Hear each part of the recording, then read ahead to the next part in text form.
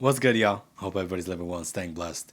It's your boy Marcus B. As always, I'm with the one and only Mr. Evan Simmons, and this is episode 26 of Holla at Your Boy. Today, I sat down with a close friend and colleague, Miss Rhonda Ramirez. She is an art teacher as well as she's a family counselor. Is like I think her proper title, but she does counseling sessions with individuals, couples, families, and as a side gig to her art teaching. And we talk about both sides of her life, how she started as an art educator. And we did a big part about the thing that you guys know I care a whole lot about is that mental health aspect.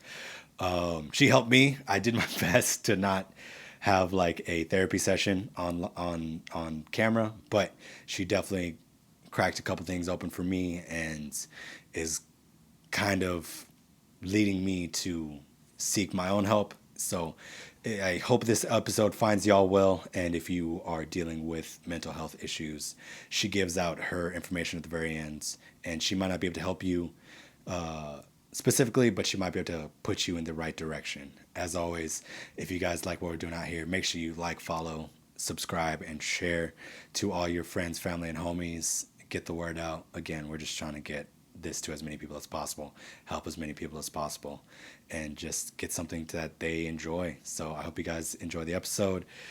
Peace.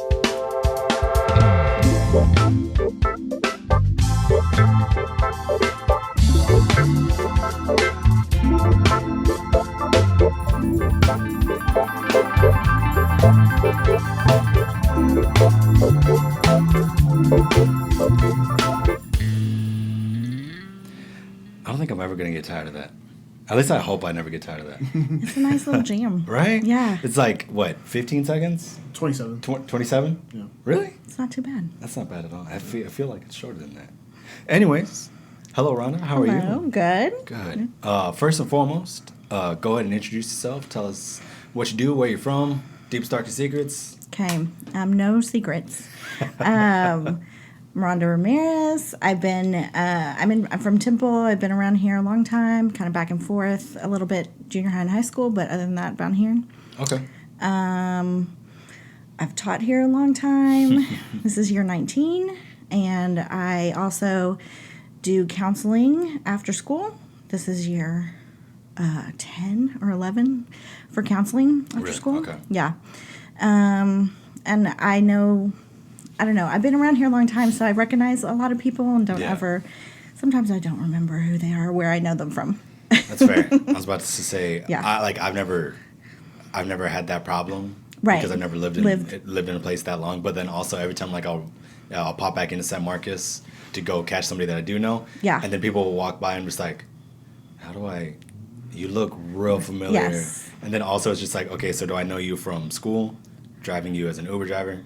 Was I your bartender at some point in time? Right. Well, like, I've taught for so long, and people grow, Yeah. Once they're out about 10 years, I don't necessarily recognize their face, especially guys, because they have the facial hair going on. But also, like, I went to school. I went to UMHB here, so sometimes it's, like, from back then. And then sometimes it's from, like, way back in Thornton and days. So, Gotcha. So have you always just been kind of centralized here in Temple? Or has there been other stints elsewhere? So Temple for elementary, we moved out to Morgan's Point, and so I was at Belton Junior High, and then my in between elementary and junior high, my dad changed professions, and so then I went and lived in Marble Falls. Okay. But it was just outside of Marble Falls, so I ended up going to Llano High School, tiny school. I don't think I'm familiar with that one. It's like one school for the whole county. Oh, wow. Like more people drive 30 miles to get there than live in town. Wow. So we drove 30 miles to get to school. That's crazy. And then I came back. I was coming back to get away from my family because they were there. Gotcha. And then spring break of my senior year, my dad got a job back here. Okay. And I was real angry that they were coming back here. But so I came back anyway to go to school, and then I was never going to see them. And then I got real convenient because they were in town, and I could like bust in on their lunch and get a free lunch. There you go. Yeah. So that was kind of nice. So then you went to UMHB. Yeah, so then I was at Okay. UMHB. And what did you study there? Because you're an art teacher now. Yes. And like I'm always curious because yeah. art isn't like seldom do I feel like art teachers get an education in art. Yeah. Like their education certification in art. Excuse me. Okay, so here's the deal. So I started out with a psychology major. Then I dropped that pretty quick because I was bored. And I decided, well, I'll just take one art class because I need a humanities and it'll be fun. And I didn't have art at all in my high school. Really? I never got to take an art class in elementary, junior high, high school. Because at that point, we didn't have any here in town. And then in junior high, I took choir. Gotcha. And in high school, we were so small, you had like band or a generic fine arts class. And so I didn't take an art class till I got into college, and it was just for fun. But my grandfather was an artist in NASA, and he helped design what the rockets look like and what the spaceships look like and stuff. Okay. And so it was kind of always a thing. Yeah. I always took time to notice the visual things. Okay. But then I just started taking classes, and 3 or 4 semesters in, I had enough for a minor, and I was like, well, that's not enough. And so I ended up getting a Bachelor of Fine Arts in studio art, and I did not do education. Yeah, so this is what I'm talking about. Yeah. I always feel it's like a studio arts, even art history, sculpting, what have you. Yeah. And then eventually you move into that. You move into the education certification. So I ended up with two bachelors. I had a bachelor. I ended up going back to psychology. Which makes sense now. Where you're at now. Gotcha. Now, yeah. I would say art and psychology were the only things that challenged me. Everything else was kind of easy to learn. Okay. And so it made, but humans are hard, and I didn't have any skills because from art, I just was learning. So all the skill building was challenging. So that's the thing that got me. So I ended up with a Bachelor of Arts in psychology and then a Bachelor of Fine Arts in studio art when I graduated. Okay. How long did it take you to get both? 4.5 years. Really? Yeah. That's it? Yeah. I had some credits from high school, and I'm a good test taker. They gave me some stuff from stuff. So you jumped in with probably halfway through freshman year, maybe sophomore year. I think I had 13 or 16 credits. So not it wasn't bad. And I could have graduated in 3.5 years with just the psychology. Yeah. But my friends still had another year and a half. And so I was like, well, what can I do? So then I added the studio art. Okay. And that's how I ended up with that. Gotcha. So you got the psychology first and then just finished out the studio art. Yes. I got the psychology. Well, I didn't graduate with them because they were paying for my school, and if I graduated, they wouldn't pay anymore. So I collected enough hours to get the psychology degree. They called me in and said, you can graduate. I said, no, I'm good. I'm going to stay here for a little bit longer. Okay. And that's how I ended up with the studio art degree. Okay. Which I was going to probably end up doing anyway, regardless. All right. Because I was young. I was 20 or 21. So what exactly is studio art? I feel like it's a kind of a blanket term. Yeah, it is. So anything that you're making, I mean, now it also extends to digital graphics as well. But just anything that you're making, it's it does have some academic classes, of course, art history and stuff like that. But color theory is more academic. But it's just any media that you can think of. So we did sculpture, which I'm not good at. I'm still working on anything I say. I'm still working on painting, drawing, charcoal, mixed media. I did a mosaic class. I did just a 3D class from different types of stuff, ceramics, just a little bit of everything to kind of have a basic understanding of everything. Okay, so it's kind of all the doing stuff. All the doing stuff, okay, all the tactile doing stuff. Gotcha. So less, I mean, there's got to be art history degree, right? Yeah, yes, Okay. there is an art history degree, not at my school, but there is Okay. a degree for art history. I only had to take 2 classes, and I wasn't too great at them because I wasn't really interested then. Here's a fun story. Okay. Now I'm auditing the art history class at school as much as I can. I was curious. Yeah. I keep meaning to ask you in the hallways why I always catch you in Heidi's class. Yeah, I'm sitting in there because now it's interesting to me. Yeah. Now it makes sense. Like, now I understand how to synthesize all that information and make it make sense. When I was 20, it didn't make sense to me. Yeah. I didn't. But now I have all this, like, experience with the studio stuff that it makes sense now that I'm like, oh, I should know this. Yeah. So so I'm going to audit that. Okay. Because there's nothing else to do at school. Might as well. Yeah. Because I have free time. Yeah, you could be, doing grades Or something. sending emails, but Yeah. learn art history. Yeah, and it's more interesting. It could be more interesting because I know her and love her. Fair That enough. could Yeah. be. I mean, also, that definitely helps. It definitely helps, and she has a different perspective than anyone I took it from. I barely made it. So does she? So out of the 4 of the art teachers, what is what's everybody's degree in? All Do of you us, know? all of us have at least an art degree. Yes. Heidi has an archaeology degree, and I think she also has a. Wait, archaeology? Yeah, she What? was an archaeologist. Oh, like, have her on. She was an archaeologist and a tribal consultant for the U.S. government. What? Yeah, just it's gonna be interesting. Anyway, have her on. Okay. I don't. I know it's not something that doesn't make, comes up. Like It makes sense if you Wait. know her, right? now. Okay.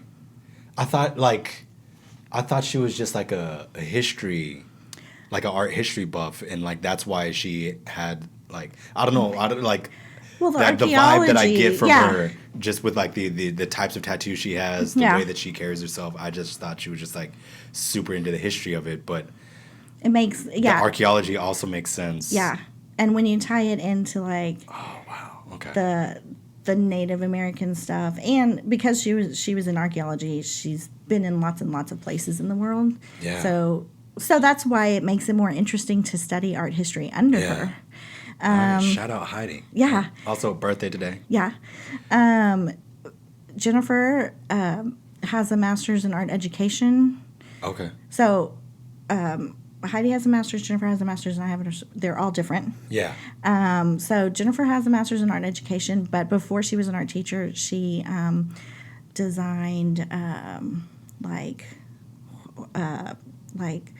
outdoor spaces with plants. What is that called? Like a plant space designer. Courtyard or like a... Like, yeah, I'm trying to think. there's a name for it, and I can't think of it right Go now. to look that up. But she helped do that. Okay. Carol, our new one, so she's been an art teacher since the beginning. Gotcha. So So- out the gate, she's Yes. And I met her when I taught at UMH. I taught a class at UMHB for a little bit, and she was in one of my classes. okay. And so that's how we met and kind of kept in contact. Gotcha. And she's been an art teacher since the beginning. That's okay. So that being said, what's the standard art degrees out You can there? get if you're going to be an art teacher, Yeah. you can get an art education degree. Okay. Or you can get a fine arts degree. Gotcha. The difference is an art education degree is based in education and has Yeah. like a minor in art, which is like Really? 16, 21 hours, something like that. Oh, that'd be. It's not enough. I don't know how I feel about that. It's like hard. just in general, I don't think I could teach a subject off of 21 hours. Yeah, that's my like personal opinion. It's really difficult. Yeah. If you have a fine arts degree, it's 60. A word instruction. Okay. Yeah. It's like 65 hours, 64, 65 Okay. hours in art. So that's the difference. You get Yeah. a lot more experience. Yeah. And so, Especially with the studio art right. degree, yes. you're even though you're not like quote unquote mastering one Right. lane. And you may master. Yeah. Like, there are people, unlike me, who I was beginning to explore when college started. Yeah. There are people who already kind of know their lane when they get to college because they've had experience in high Gotcha. school. And so they kind of know their lane. They still have to experience other things, but they already kind of have a style and a media that they love. Yeah. So, I mean, shared former student Jessica Fettig Yeah, right. kills it with, I think, all painting. Paint, yeah, any paint right now.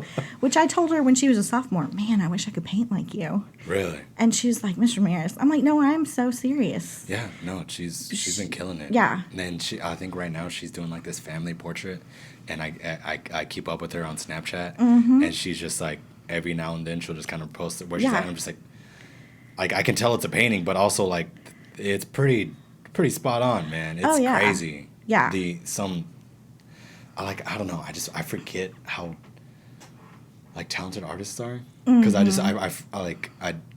I'm away from that world. Right. Yeah. And we have to like step into that outside of teaching sometimes. Like I make stuff if my kids are making stuff and they're okay, then I will make stuff too. Probably less this year because there's not a whole lot of time, extra time. But sometimes we have to step away from that to continue to make. But we all do still. All four of us still awesome. are making or doing some sort of something in our craft. Gotcha. Did you figure out What the word is? Not exactly. I looked up like outdoor spaces and outdoor space design. I couldn't find there's like patios. There's landscaping. There's all kinds of. I think like horticulture, landscaping, something. I don't remember. I should ask her. But that's weird. She just worked with that. Yeah, that's plants and stuff. That's pretty cool because then there's I don't know anything. I love feng shui. I love like creating spaces that feel good. And I can't even think of what it's called for inside. Interior designer. Yeah, interior designer. But yeah, exterior designer. Kind of. I just know it has to do with plants, and there's a specific name. We'll go with exterior designer for right now until Evan finds something. But okay, so, and then of course, I mean, I'm sure you can get degrees in just like straight ahead, like sculpting. Yeah, you could get a bachelor's. At my school, that wasn't a specific option, but if you go to some bigger schools, you can get a 2D degree or a painting degree. Gotcha. Or you can get specific. What does that consist of? Because I feel like it's just like it's just a lot more hours. You just in the keep same. doing to keep doing the same thing. Yeah, it's a lot more hours in the same thing, but it's also like just like experimenting with different. Like if you say paint, it doesn't necessarily have to be with paint. You can use that skill and create with something else. Okay. I've seen great paintings out of coffee. I've seen great paintings out of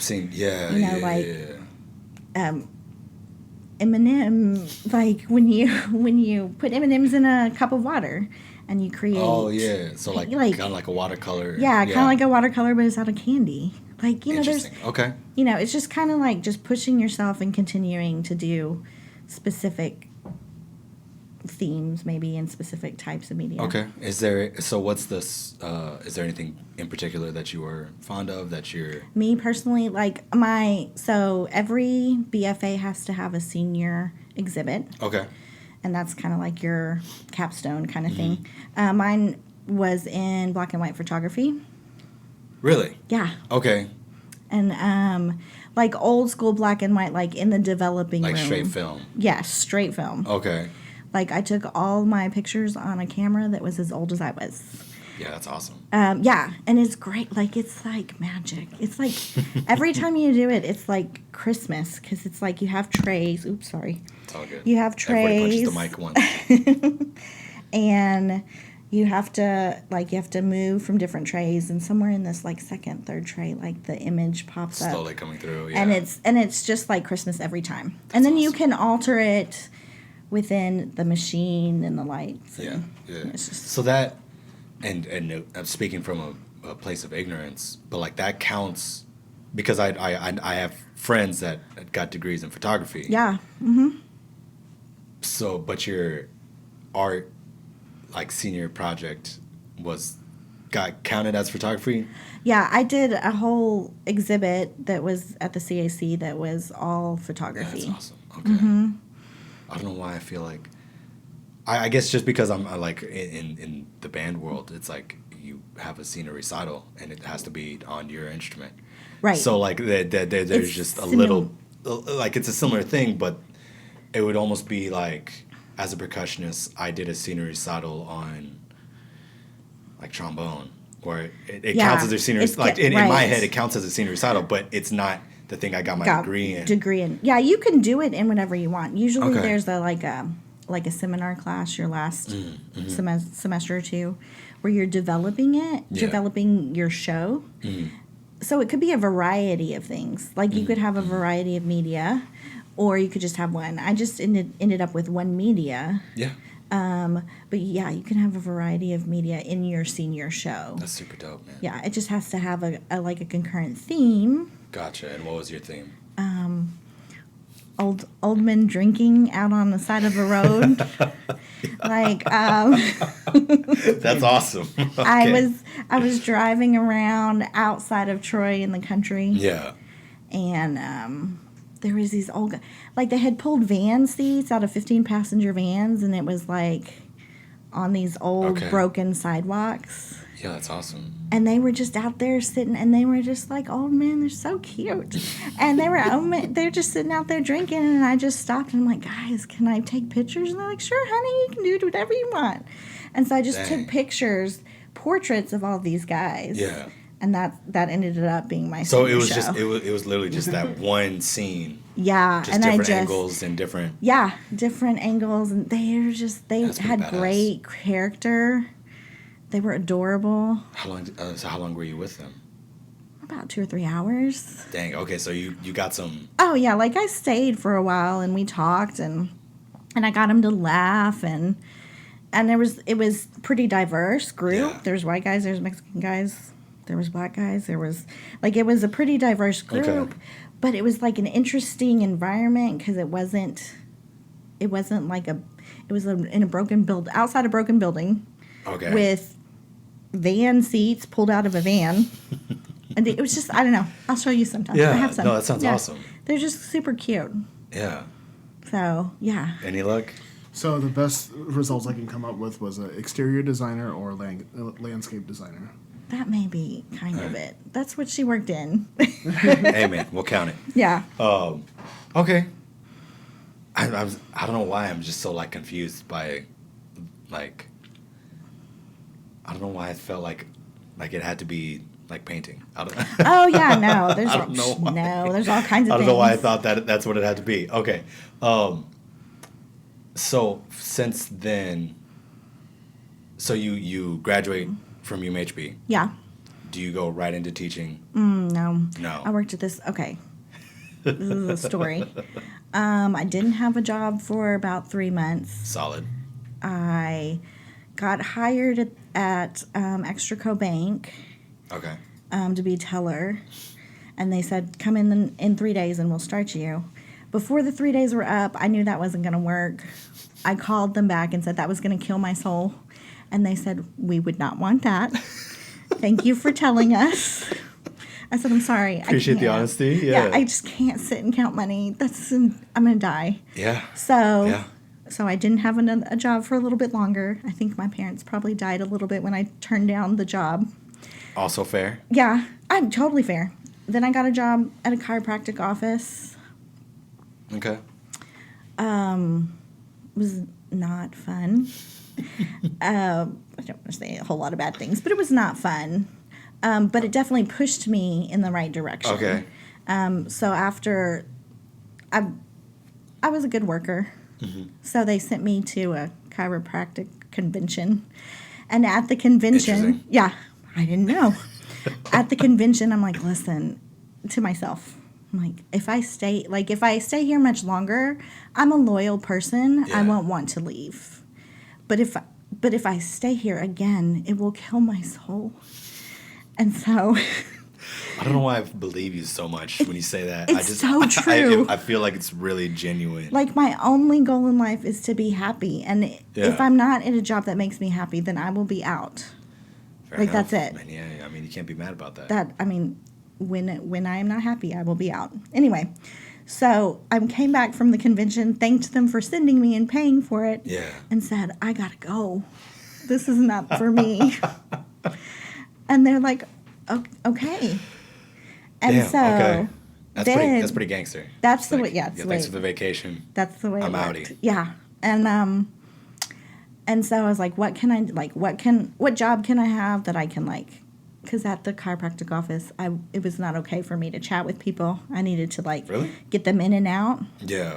Because they were kind of a fast turnover kind of thing. Okay. And so I got in trouble for that, chatting with people. So then, I probably got a couple people in trouble now that I think about it. When Yeah. I was going to a chiropractic office.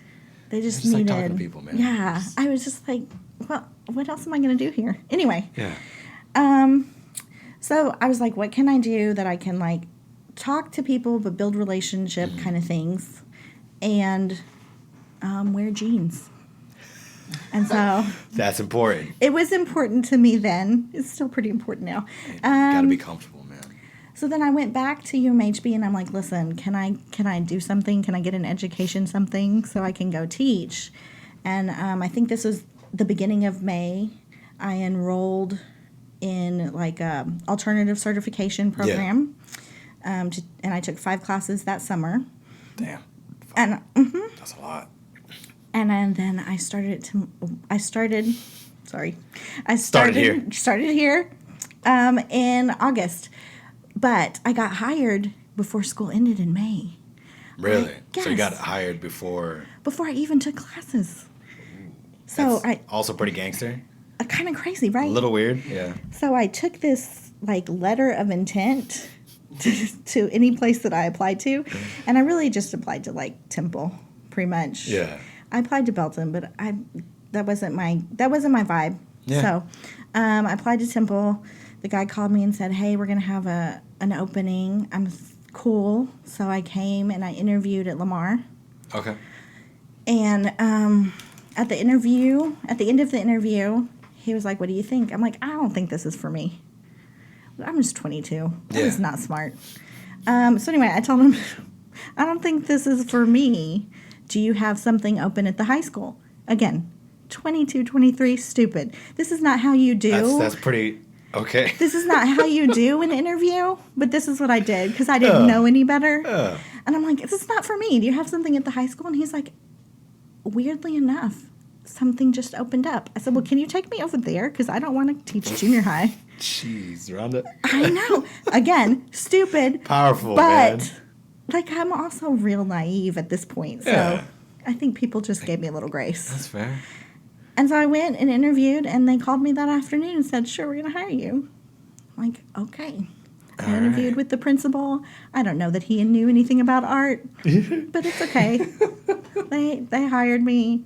I really attribute it to God because that doesn't happen ever. Seldom. I was does going to that say, happen, seldom. Usually usually art teachers have to kind of work their way up to the high school, just like kind of musicians sometimes. Yeah. And so that doesn't really happen. So I'm pretty sure. it But was your just- naivety Yeah. and ignorance kind And of just ignorance pushed just- you. And I just said what I meant, and Yeah. that's how I got hired. So now you've been riding that ever since. Yeah, 19 Okay. years. That's awesome. 19 years. 19, That's a long time. dog. I know. So what? It's got to be Natasha than you, or James, Natasha. I always forget. I don't know why I always forget about James. Yeah. I think Yeah. I think he's been here a little bit longer. Is he? I think so. They're right there, and then I guess me. And well, Matheson. Brent's got a. I would say because he was junior high. He was at Bonham? Yeah, I was saying he was at the junior high, so I don't for a long remember time, when he and then came. He was at the high yeah. school for a long time. So he might be in the district longer than you. Right. But I think at the high school. Yeah. Yeah. It's kind of weird. What's happened like? Just I don't know because I was the youngest for a long time. yeah. And then all of a sudden. And I'm not, but I think that sometimes because I'm still single, I think sometimes still like people. I don't know if it's because I'm still single or just because I like to have fun sometimes. I think people still see me as younger. Yeah. Which is fine. I don't care. Nothing to be mad about. No. So, I don't know. It's been interesting to see the changes. Yeah. As you go along. And then to see my own attitude change a little bit. Yeah. And not that it was bad to begin with or good, or it's never one or the other. It's always a mixture. Everything's complicated. Yeah. So I think it's just like, for the first about 5 years, I just watched everything that went on because you don't know what's going on and you don't know what you don't know. Yeah. And you don't know all the underlying, like, unsaid rules of what each school has. And so I just watched for a while. And then I was like, okay, now I kind of know what's going on. Yeah. I mean, it took me years to understand the paperwork I got. Yeah, I'm still struggling with a lot of that. I was just say some of the paperwork, I'm like, this is year 4. I got to learn how to do this. I think, for better or worse, I still don't really know how to write a referral. Yeah, that's fine. I don't. It's okay. Is that a bad thing? No. No? Mm-mm. Okay. I think last year, I think I had to write one because somebody did try to punch somebody else. But I mean, like, really. That's really justified, yeah. Yeah, and I'm like, guys, we know Miss Ramirez. I'm like, I know, I have to do this. This is not like I can't let it slide. Sorry, dog.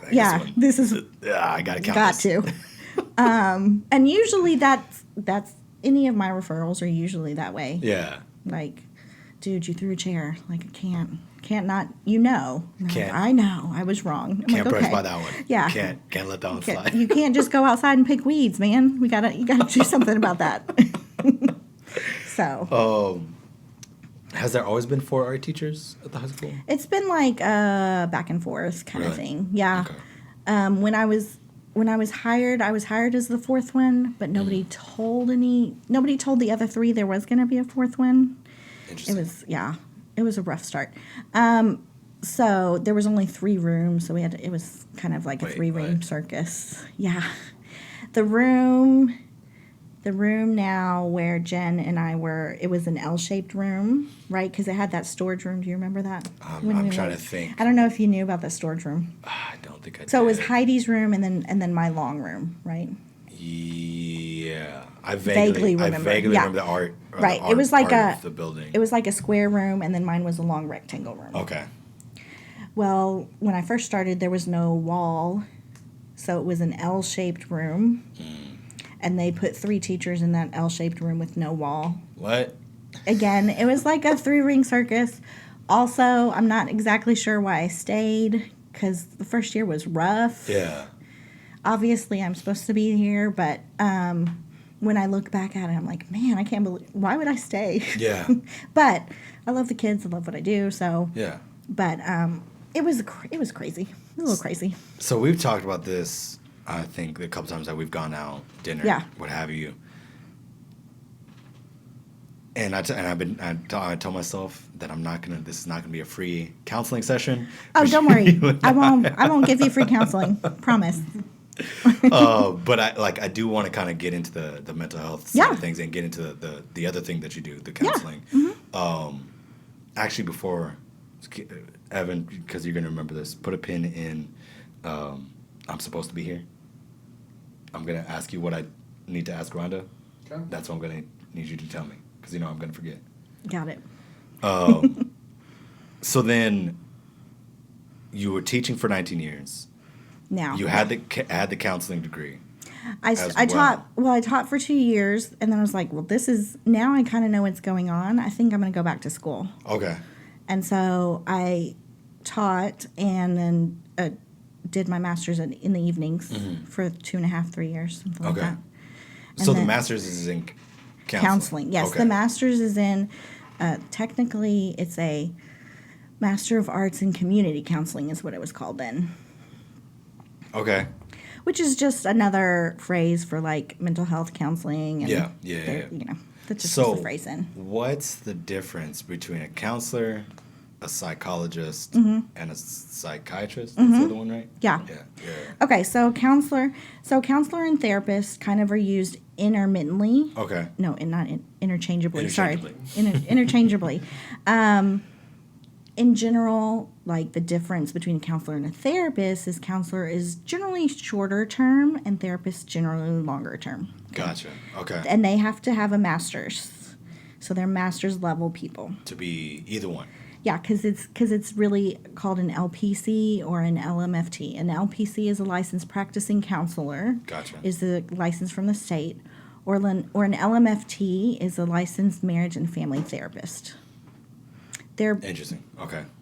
And it's a little bit different degree because marriage and family has to do with a family system. So you're thinking about the family as a system instead of like more individual stuff. That's all that's different. Okay. A psychologist is a person who has a doctorate of psychology. Gotcha. And the difference between them and the master's level is they have the ability to do a little bit more testing than we do. Okay. And I'm trying to think of the name of the type of testing, but of course I can't think of it. And then a psychiatrist has a doctor's degree, like a straight up doctor. Straight up doctor in the brain, mental health. So a psychiatrist is the one that can prescribe medication. Okay. Aside from any general practitioner can also do that. So that's the difference between psychologist is a doctorate but does not prescribe medication. Gotcha. Short. And then a psychiatrist has a doctorate, but it's in medicine, so they can prescribe medication. Oftentimes, psychiatrists do a lot of testing as well. Okay. And sometimes, I'm not saying this about all of them, but sometimes when they get to that level, they may not do therapy as much and do more diagnosing and testing sometimes. Interesting. Okay. Some do therapy and some do great therapy. But sometimes when they get to that level, because they have the ability to do more testing than we do at the master's level, sometimes they just test. Okay. So what exactly do you mean by test? They do like the Rorschach test that everybody knows, the ink blot test. Gotcha. Okay. Both of those levels can do that. I cannot. Really? Yeah. You have to have a doctorate to do that.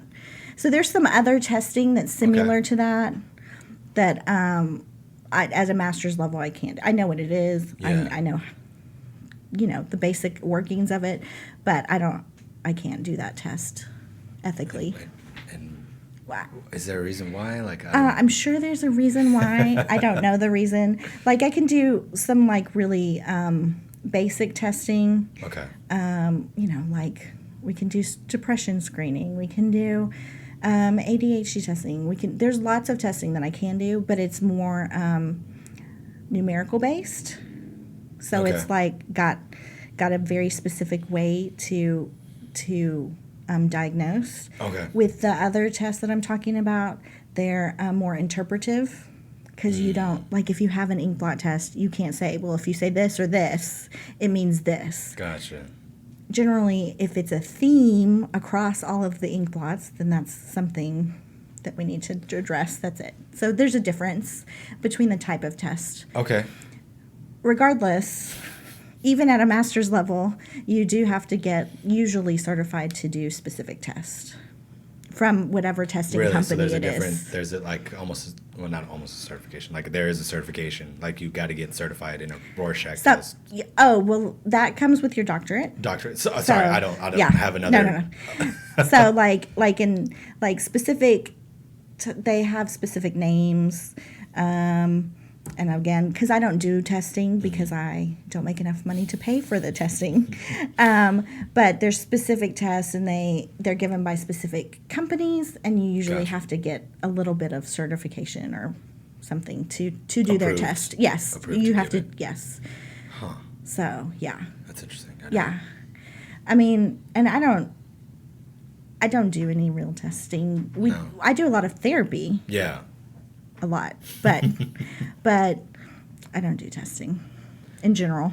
Okay, and so that's just my choice. I don't know. I feel like a lot of my questions are just going to be kind of like a. Go ahead.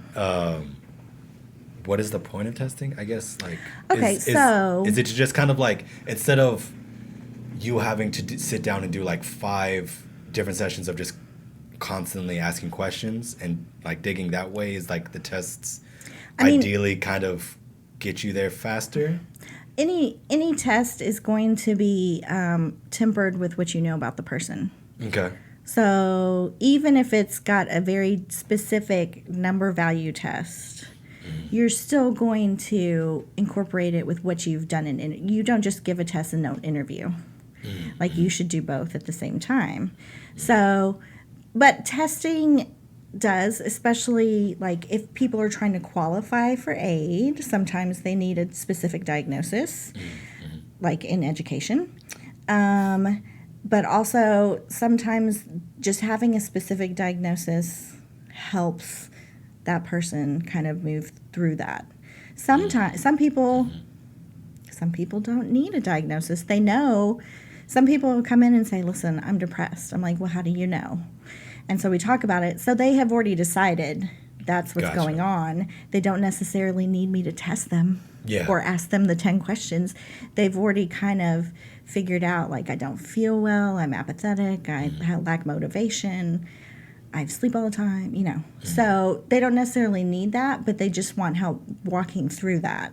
Gotcha. Okay. So that's the difference. Some people it really helps to say, or I've had some people who it really, really helps to say, listen, you're not crazy. You're suffering from PTSD. Yeah.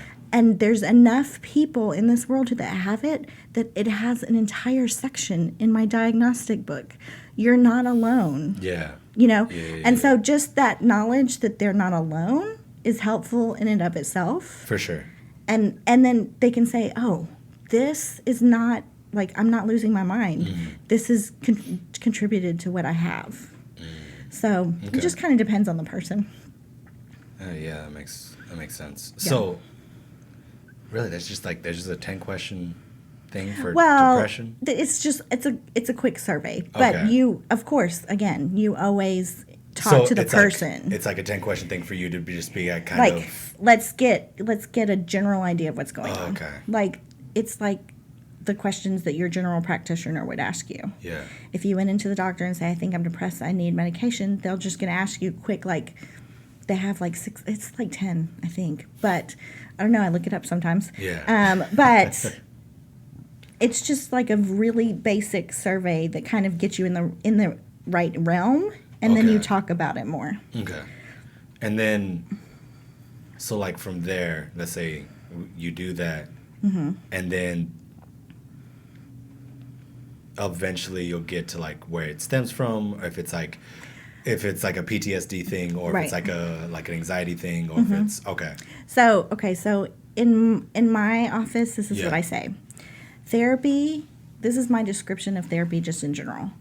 You're coming to me with something you want to figure out, or you want to figure out how to get through it, right? So you're the driver of the car, and I have no answers. Again, and I tell them this all the time, if they knew me personally and my own life, you might not come to me. But I say, look, you're the driver of the car. Yeah. You're telling me where you want to go. Yeah. And I'm just helping you figure out how to get there. I've got a map. Like, I'm your co-pilot. I've just got a map and maybe some different paths that you haven't considered. Yeah. That's my brief description of therapy. Like, I have no answers, but I can, and I also have a view that's different than yours, because I'm not in the middle of the woods. I'm not in the middle of your family situation. Yeah. I don't have any alliance to your mother-in-law. I don't care. Like, I am outside of it and can have a perspective that is a little different. Okay. And so that's like my short definition of what I do. Like, I'm just trying to help you figure out where you want to go. And I don't care where you want to go. It's your choice. Like, there is no judge. Like, if you're telling me you want to go this way, and I'm like, in my mind, I'm like, that's not where I want to go. It doesn't matter, because it's not my life. Yeah. Like, and everyone has the ability to make choice in their individual life to decide where they want to go. So, it doesn't matter where they want to go. I might say, hey, have you considered this? Yeah. But it's, there's just no judgment. We just figure out where you want to go, and here's some here's some ideas, here's some paths that you might not have thought of, and here's some tools that might help you like push through that because it seems like you're getting stuck there. So that's mostly it. Okay. That's how I describe it. No, I mean that makes a lot of sense. That's a pretty easy way to digest. Yeah. What therapy is. Even kids understand that. Yeah. I talked to an 8-year-old who understood that completely. Yeah. Huh. Yeah, dad drives and mom helps with the map. Perfect. That's what I'm doing. Got it, coach. Yeah, Now- that's easy. Yeah. Really? Okay, so then from there, okay, so obviously you counseling an 8-year-old. Like, do you have an age preference, a spectrum of which you counsel? Is there, what, do I refer to you as a counselor? Do I refer to you as a therapist? Either way. Either way? It doesn't bother me. Yeah, that's right. Those two are the interchangeable. Yeah, it doesn't matter to me. Okay. So I call myself like a general practitioner, and pretty much I take anybody who comes to me. If I feel like I am unable to handle that, then ethically, of course, I pass that to someone who I feel like is able to handle that. Gotcha. So the situation might be, I have someone who's addicted. I cannot ethically meet with them every day, but they may need somebody to meet with them every day, and they may need to be in a day program where they go. So then I refer them and say, hey, this is where you're going to get better help for now. Gotcha. Like at this point, I'm super busy, so there's not a lot of time for me to see somebody every day, right? Yeah. And so then it would be unethical for me to say, sure, I'll see you, but I wouldn't be able to actually sit down with you every single day. Right. Or there have been, like, the other thing that I looked for, there was some real serious eating disorders that needed more than I could give, and I passed that on. Okay. But I've seen kiddos as young as 4. Really? Yeah. We played a lot. Super smart kid. He could read. Like, wow. Yeah, he was super smart. And so when they're young and can't just sit and talk, then we play, and I don't know how many games of Connect 4 or Legos or sand we've done. But then I've also done individuals and couples and families. Couples are not my favorite just because it makes me uncomfortable to be in someone else's relationship. But they keep coming back, so I think I'm doing fine. Okay, yeah. You kind of got to trust the process. Yeah. And then families are, again, a whole different ballgame. Yeah, how does that even get maneuvered? Yeah, it's like, and that's why marriage and family therapists are a teeny tiny bit different, is because they're prepared for, and they look at, not that I can't do it, but they look at it as a system that they're dealing with. So anytime you're dealing with a family, it's like a system, and like my supervisor who I had used to say, it's like physics. Like if one person moves, the whole system has to compensate for that. Okay. So, which is true in any therapy, and I also say if you ever go to therapy and you're really willing to change and you make changes, be aware that some of the people around you are not going to be okay with your changes. Yeah. Because they like the old you who may be a little toxic, or they may be a little toxic, or they just don't know how to do the new you. Yeah. And sometimes it affects relationships. But in a family, we have to deal with the whole thing. Gotcha. And so anyone moves, the other part of the family has to move. Like they're forced to. So any one part of the family changes, everybody's forced to change. And so it's like a whole different situation. That just seems like, I mean, just obviously there's a lot of moving parts with just in general, the fact that you're adding more than one person in the room. And then you like, I don't even, I mean, it's like, I don't even know how you understand, like how to approach that. I mean, it's not easy, but it's super intriguing. Oh, for sure. Like, it's super intriguing. Like, it keeps me like, ooh, this is so exciting. Because you're dealing with so many. So the family as a whole is one relationship. Then every individual set of relationships within the family, and everybody has a role to play in their family. Yeah. It's like a Rubik's cube. Everything is moving, and you have to understand where it's all coming from. And you may not understand where it's all coming from. You may be in there just to help them figure out how to communicate better. That may be it. And then you say, "Oh, well, have you noticed?" Yeah. You know. Yeah. I'm trying to think like what the. I don't want to dig too much into it, but like what's some reasonings for family counseling? Yeah. So like okay. So oftentimes parents come in and they're like, "Something's wrong with my kid. Fix them." Oh. You see? You know Okay. that. Yeah. Clear it all up? Yeah. And so then I may see the kiddo and then I'll be like, "Hey, everyone should come." Because it's probably not just that kiddo. Yeah. And there's a whole environment that created that. And it could be, there could be a time where all the kiddos are having a hard time. Yeah. Or it could be that mom and dad definitely have some tension that they're working towards or working through, but it's affecting the family relationship. Yeah. Or they just don't know how to communicate. Like some people, Just in general, I would say, first, that's a human issue. Nobody communicates well ever, so we're all learning how to do that better. Yeah. But within families, you have two grown adults who are bringing their own experience and what they think is normal to the same relationship. And so probably neither one of them are normal because none of it, I don't believe in the idea of normal anyway. Nah, it's kind of... So I like to use more, like instead of good or bad or instead of normal, I like to use like, is it healthy or unhealthy? Yeah. That's the filter in which you kind of in operate everything. Yeah, and in every question, because people say, well, I don't know if I'm a good daughter. I'm like, no, is what you're doing healthy for you and your family? Like it has nothing to do with good or bad because good or bad is so subjective. Yeah. And good or bad has shame tied to it. Yeah. If it's bad, you have shame tied to it. And that never works. Yeah. Never. So if you can think of it, anything, I try to think of lots of things that I'm like, ooh, maybe I should do this.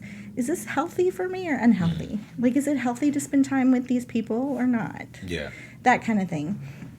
So, and I don't know why I was saying that. Oh, sometimes, like, just in families, they just have an unhealthy way of communicating. Gotcha. And they just need to know a better way.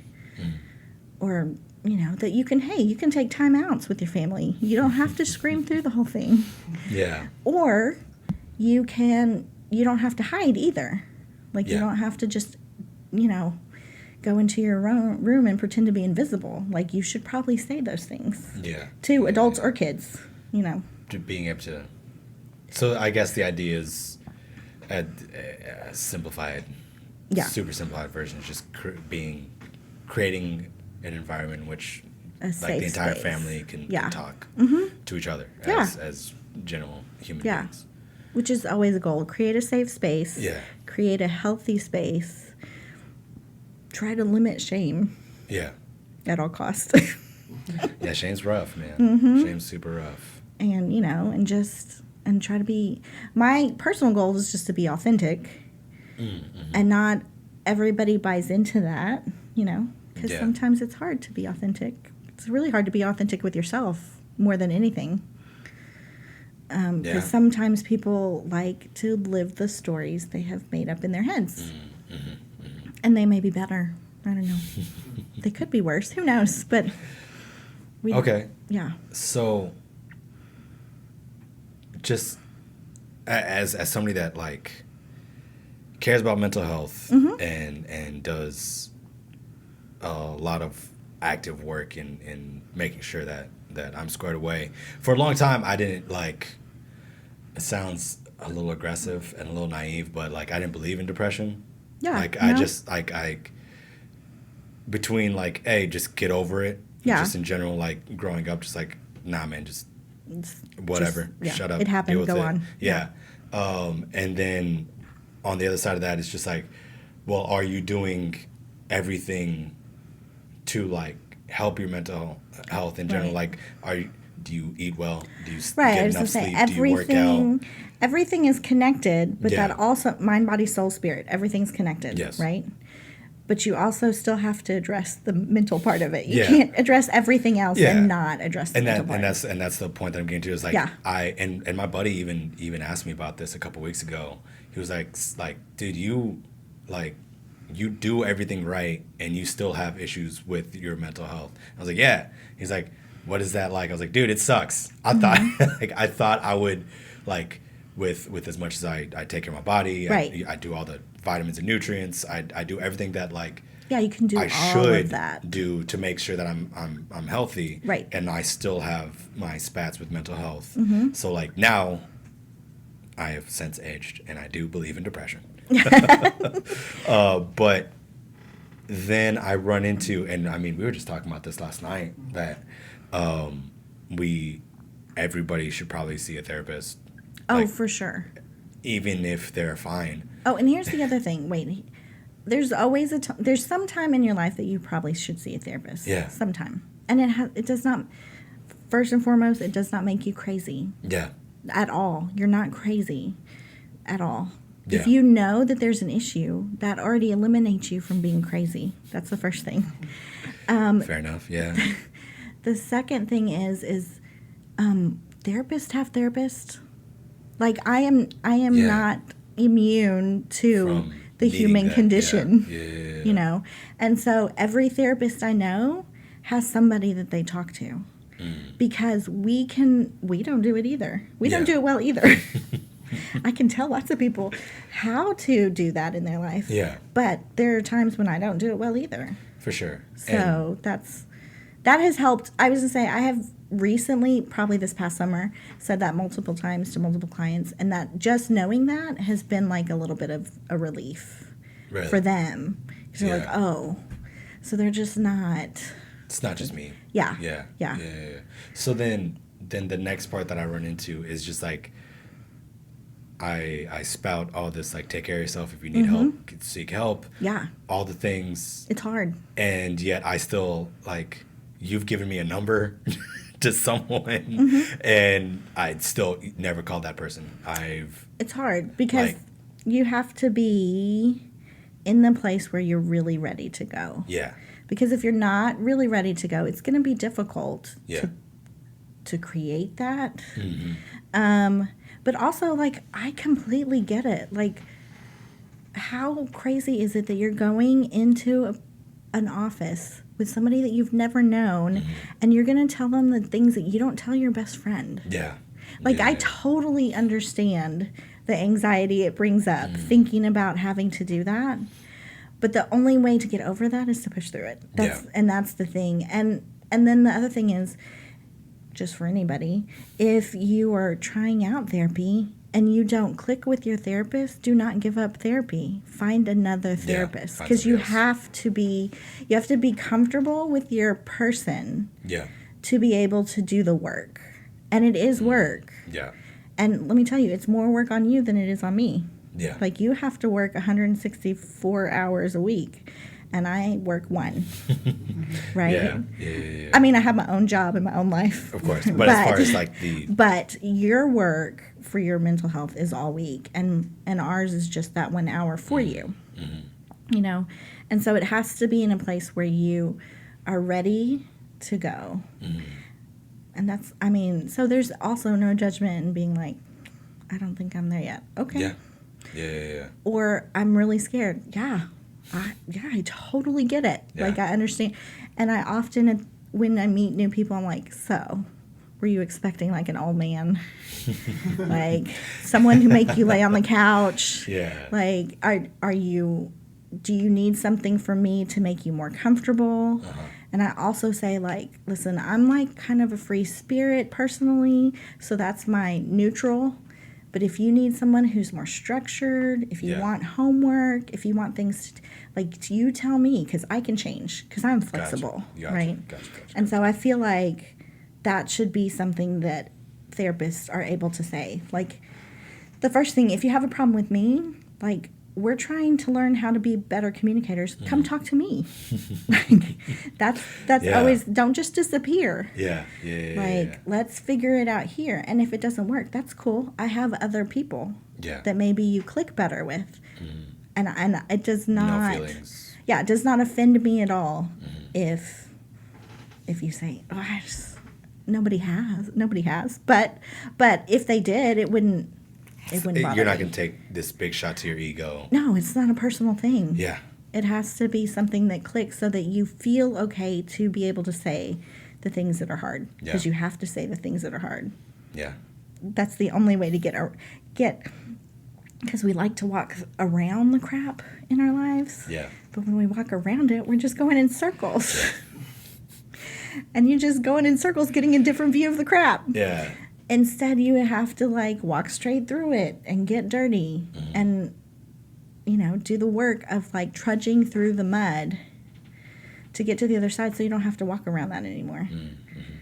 You can figure out, okay, this is where I need to put this in my life. I understand the situation better, maybe not completely, but I understand it from where I am now at, 23, 33, 43, whatever. Yeah. And this is what, I think I can kind of move on from that for now. Yeah. So there's never judgment ever.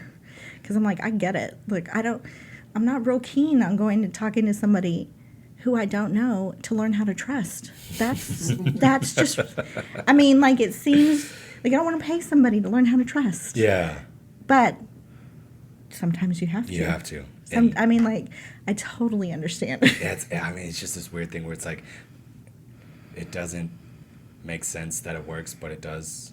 Oh, I know. Like, there's, like, all these, like, scientific reasons as why it makes sense. It just does. Yeah. Like, the thing is that everything in our head, when we keep it in our head, it becomes really big and scary.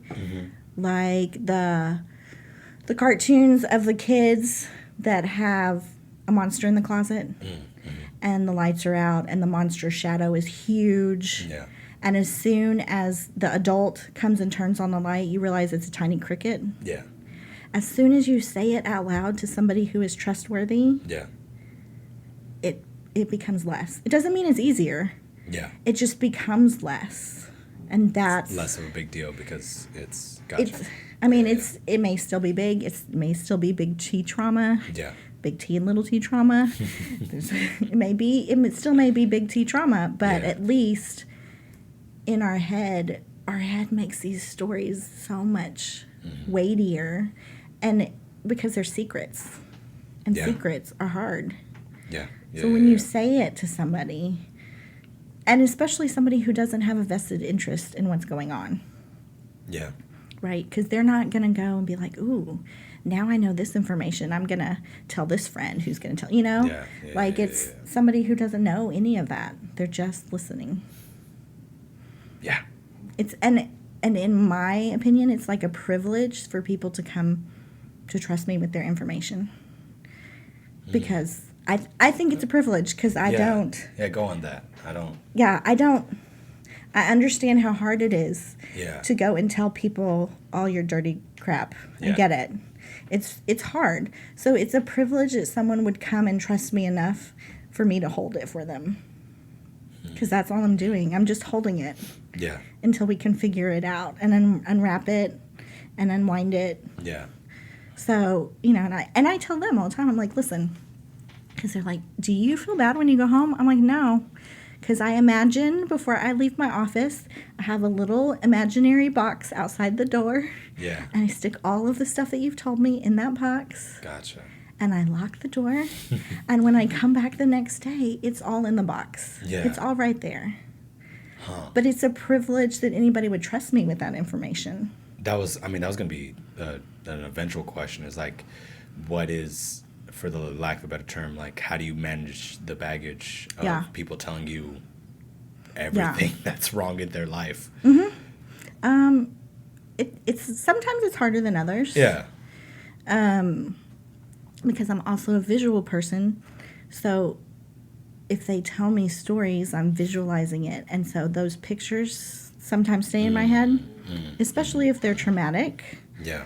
sometimes those pictures stay in my head. But in the, it's something that I learned, I think the first year I was teaching, is that I couldn't take all the kids Couldn't home. take it home. Yeah.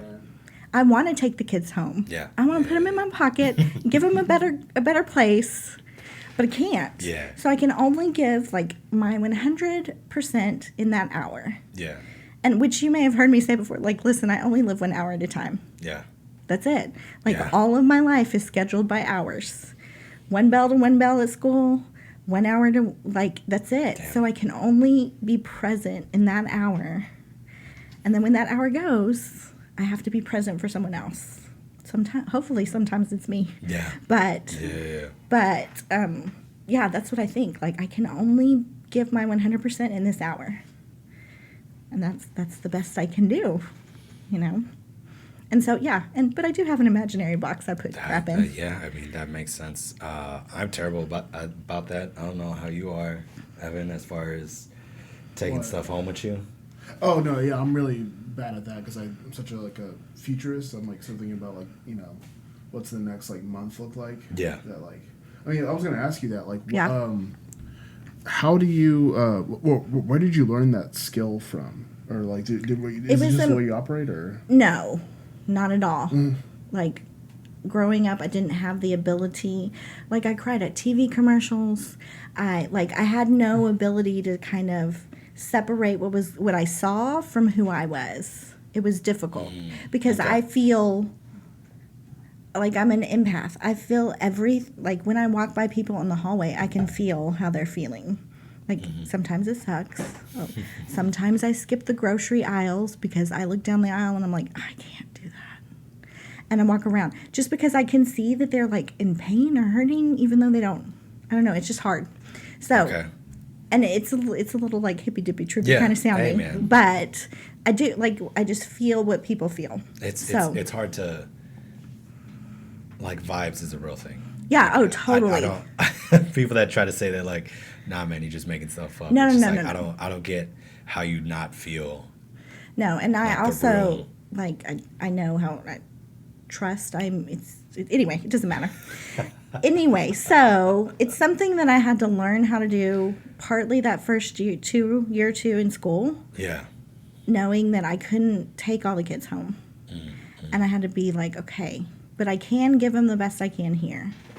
And then I learned a little bit more, and like I guess the technical word is compartmentalization, which can be good or bad, just like anything else. Yeah.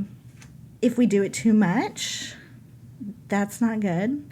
So a lot of times soldiers who are coming back, because they are trained to be soldiers and they're trained to compartmentalize, Yeah.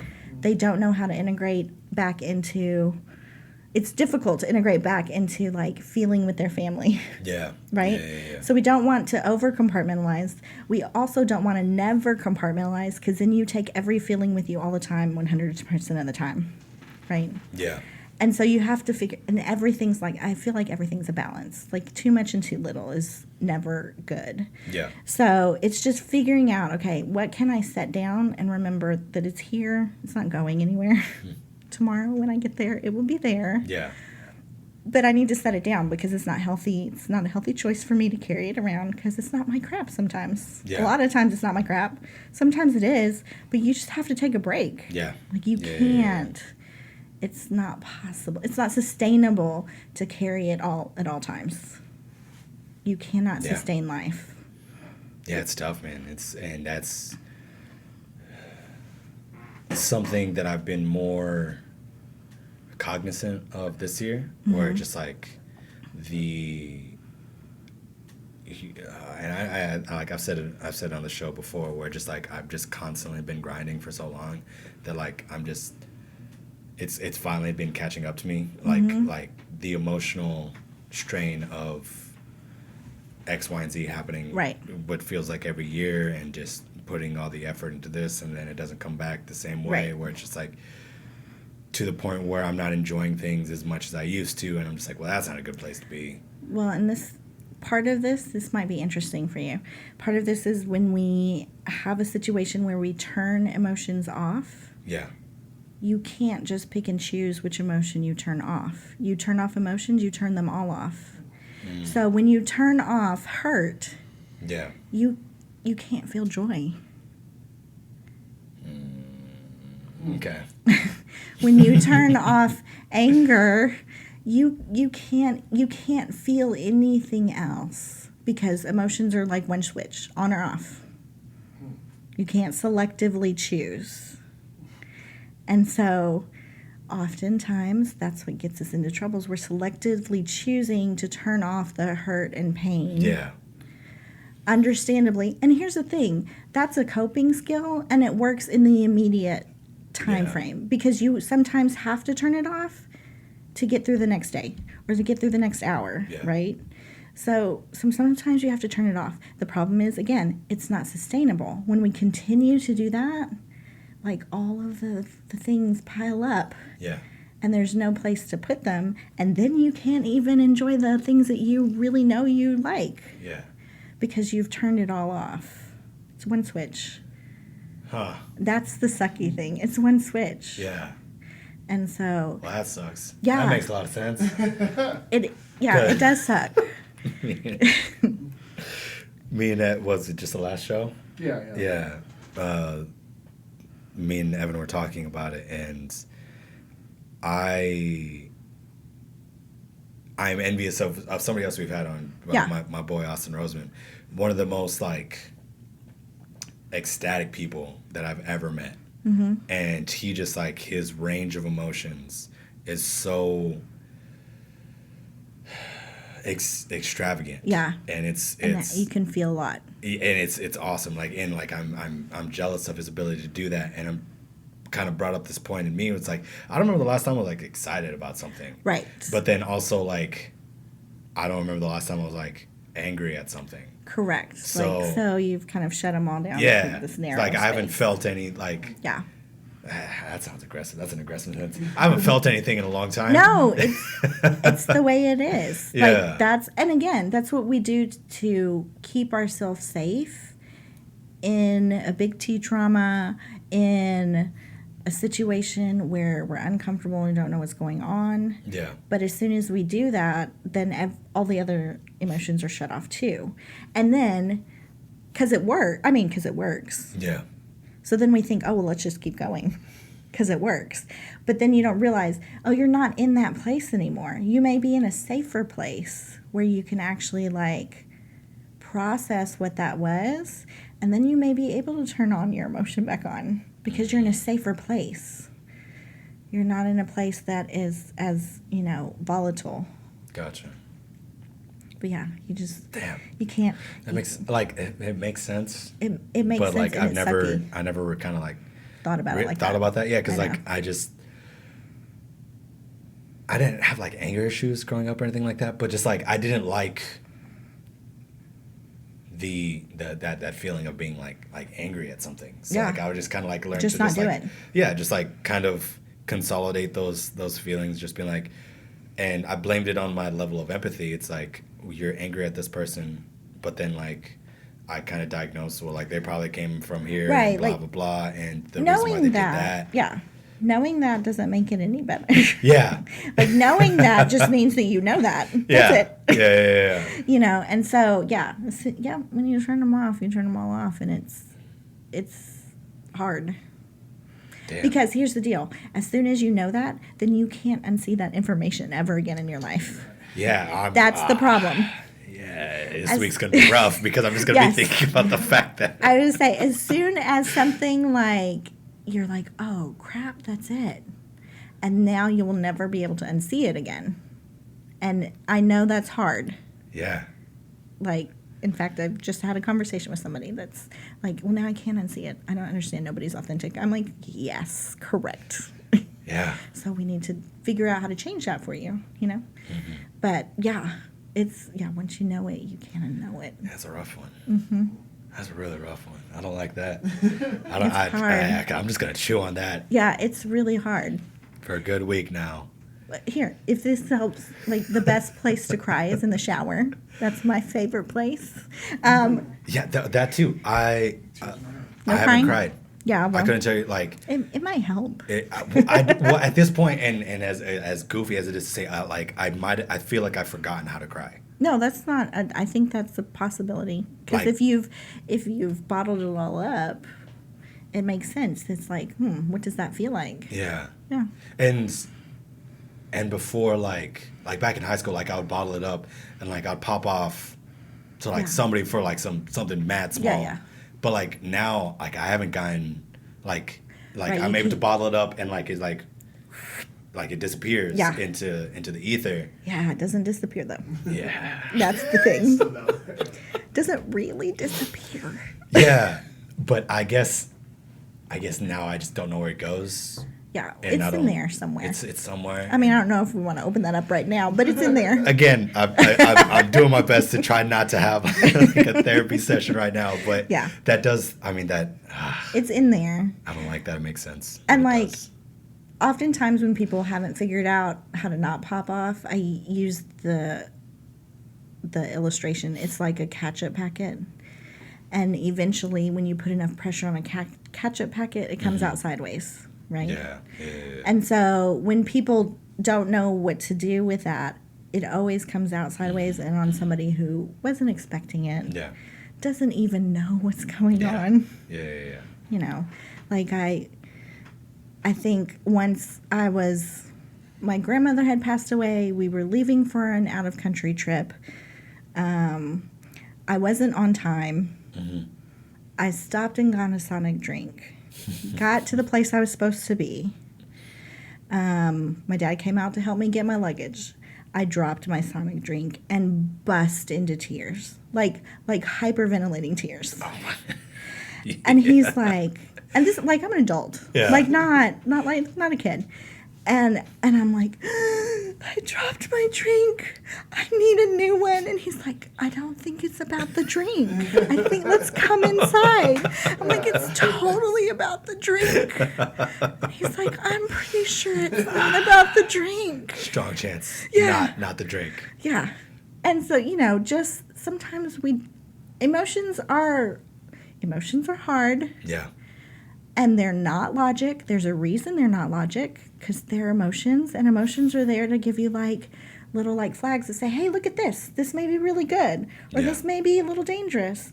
But that's all they're there for a reason. Yeah. And we should use them. But sometimes, a lot of times, specifically currently, a lot of people are bottling them up. Yeah. Because what do you do with them? Yeah. Yeah. And who can I trust to tell? Yeah. Because you have to be vulnerable to tell. Man, I was feeling like this person made me feel really small. It's hard to say, Yeah. And that's and yeah, I can't even joke. Like, I don't think I'm that much in touch with my emotions, which I thought I was. But now that you like everything that you're saying, I'm just like, no, I don't really, because again, like I don't know what like how to cry. I don't know what like excitement really means anymore. Mm-hmm. I'm just like, that's a little bleak. Well, and then like if you've ever, there's like an emotion wheel, and there's 6 basic emotions. I've seen those. Mm-hmm. Yeah. Well, and I tell people all the time, I'm like, listen, anger's the easiest one. Like infants know how to do anger. So when we get the only reason we get angry is because we're hurt. Yeah. That's it. So when we're angry and we pop off to someone or the actual person, like it's because it's the easiest one. Let's go a little deeper. Are you disappointed? Yeah. Are you disillusioned? Did you have different expectations but didn't tell anybody? Yeah. What does that mean? Like anger is not a good definition. I know what it is. Yeah. But it's not like it doesn't pinpoint, and That's like the easy one to read. Right. But I feel like it's also the hardest one to kind of like not digest, to but like parse to out. pull apart and figure out. Yeah. Same thing about happy. Oh, it makes me happy. What does happy mean? Yeah. I don't understand.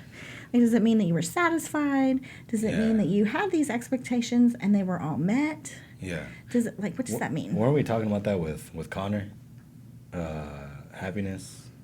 A little bit. A little bit, right? Yeah. Like he's like, I can't remember exactly what we were talking about, but he's like, I don't believe. Well, I don't. Me and him talked so much that day. It's hard for me to remember like if it was at breakfast when we were talking about it, or if it was here. But he's saying that he like doesn't believe in happiness anymore, just because in the sense of just like, I don't think happiness is like that.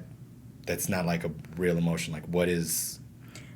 Yeah, what like, does that what mean? do you actually mean by when you say happiness? Happy. Yeah. And I think it was stemmed from a conversation we were talking about, like, I want to be a good teacher. Like, yeah, what does that mean? What does that mean? Yeah. Like, what good is, I think it was at lunch, I don't think it was on here, because we were like, what, to go, because this was before the school year had started, and he's like, so like, what does this school year actually mean to be a good band director? Right, because this year.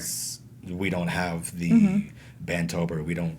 There's a big question mark on UIL, even as it is. So it's like, what does that mean? And then we got into this conversation about good, and like, oh no, it was like, I just want to be happy. It's like, that's a kind of a BS statement. Like that's what does that actually mean? What does that mean? What is happiness in oneself, in one's career? And I think also happiness and joy are different. Joy, I think, comes from within, and happiness is based on a situation. It's situational oftentimes. And so, like, I feel like oftentimes I have a lot of joy, but I'm not always happy. Like, I have joy because I feel like, okay, well, I am, like, I'm doing what I know I'm supposed to do. Yeah. I have purpose. Yeah. Those are the things I feel like I'm pretty authentic. So those are the things that make me have joy. But sometimes I'm not happy with the situation that I'm in. Because I'm like, oh, this could be so much this could be more efficient. This could be so much easier. Like this is frustrating. But I still have joy in the fact that I know that I'm doing what I'm supposed to be doing. Yeah. That's for me, that's it. Knowing that what I'm doing. I want to be authentic, and I want to know what I want to have purpose. Yeah.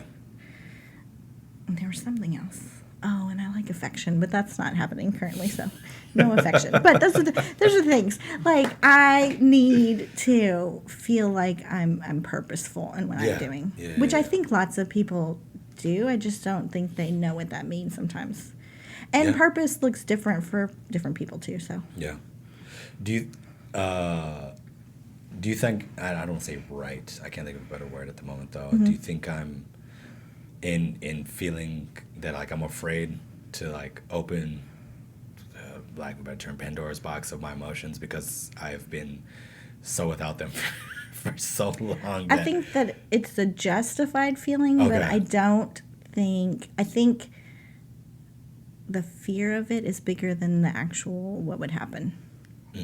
Yeah. Because in general, that in general, like just the fear of, okay, what's like the anxiety of what's going to happen when I do this is bigger than just doing it. Yeah. And the anxiety is what keeps us from doing lots of things. Yeah. Also, too, I didn't believe in anxiety for a long time until. Oh yeah. Yeah. Well, when people say I don't believe in that, I understand it because I'm like, oh, so you've never experienced that. Yeah. I get it. Well, in the sense of like I was like, I believe in performance anxiety because I every time I go out to a performance, every time I've done to like a speech of sorts, I was like, like that anxiety. But that's adrenaline and positive anxiety, right? But the idea of just like being like on a day to day, like having anxiety of like fear of I was just like, just don't be why are you afraid of something that hasn't happened yet? It goes back to is it anxiety? Is it distress or eustress? Yeah. Or is it like real fear? Yeah. Those 4 things are very different. Eustress is the thing that makes you perform better. That's the performance anxiety. Is really eustress because it pushes you before a test, before a game. Yeah. That pushes you to do better. Distress is when things are actually real in your environment that create pressure. Yeah. Anxiety is unreal, illogical things that create pressure. Yeah. And fear is real things with real pressure. That's the thing. Like, usually anxiety is illogical. Like, when's the last one? Like, the last time that I had major anxiety, I was in traffic. And my anxiety was that the route that I usually took was shut. And I was in traffic in Dallas. And my anxiety was, I'm never going to get to the place that I need to be. That's illogical, right? It's totally illogical. It's just going to take a little bit longer. Had a straight up panic attack. Really? Like, straight. Then I would say I might have had 3 of those in my life, maybe 2.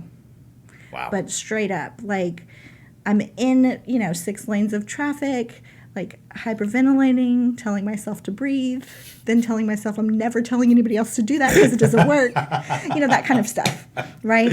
Yeah. So the anxiety was that I was never going to get to the place I was supposed to be, and I was never going to be safe. Okay. But completely illogical. Yeah.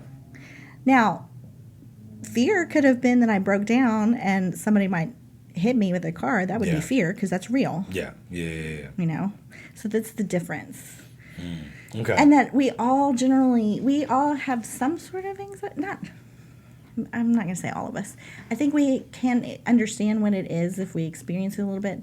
Generally, if we have like diagnosed anxiety, we have anxiety about anxiety. Yeah. Like anxiety about having anxiety. Yeah. That's usually more diagnosed stuff. But we can all feel anxious at times. Yeah. Yeah. It just doesn't always get labeled as that. Yeah, I guess I didn't. You didn't know that because I didn't know that. I didn't understand what that that emotion was. Yeah, or worry. Like, sometimes even with the high schoolers, I'm like, "Well, are you worried?" Yeah. Like, what's bothering you? What are you worried about? Yeah. And I mean, that's what I said. I was like what like. There's nothing to worry about because like my idea, like my rebuttal against anxiety was either it's going to happen or it's not. Yes. So just accept that those are the 2 options. Right. And just kind of get which is aggressively saying just get over it. Yeah. No, which is the way to do it. Yeah. But then sometimes that doesn't work. It doesn't work. Sometimes. Not all the time. Sometimes it does. And I mean, the last time me and Evan talked about mental health, we talked about our first year of teaching and how rough it was. And that was that year. So just 2 years ago was when I was like, oh no, anxiety and depression's real because I've been anxious for 3 months and straight.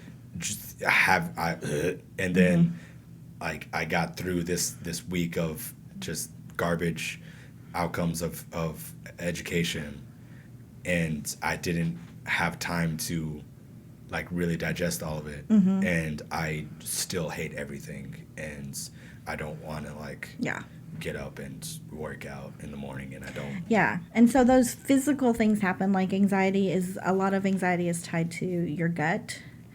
So when you experience a lot of anxiety, either your eating goes weird because nothing settles in your stomach, or you're not hungry.